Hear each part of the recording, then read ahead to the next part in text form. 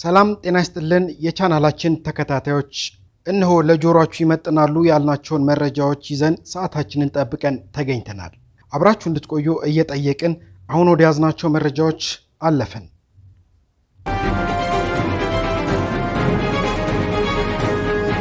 ነጭ ጭስ ታየ። ተተኪው የሮማ ካቶሊክ ርዕሰ ሊቃነ ጳጳሳት መመረጡን የሚያስታውቀው ጭስ ነው። Out of the Sistine Chapel chimney. This is breaking news. We have a new pope.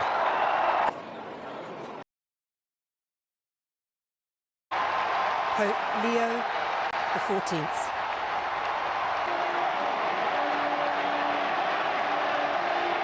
እነሆ የዓለም ዓይን ቫቲካን ላይ ይገኛል።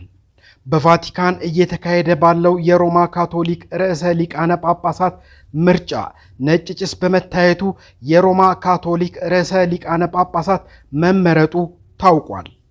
በቅዱስ ጴጥሮስ አደባባይ የተሰበሰቡት ምዕመናንም ደስታቸውን በመግለጽ ላይ ይገኛሉ። የኢትዮጵያው ካቶሊካዊ ቤተክርስቲያን ካርዲናል አባ ብርሃነ ኢየሱስን ጨምሮ 133 ከመላው ዓለም የተሰባሰቡ ካርዲናሎች በምርጫው ላይ የተሳተፉ መሆናቸው የሚታወቅ ነው።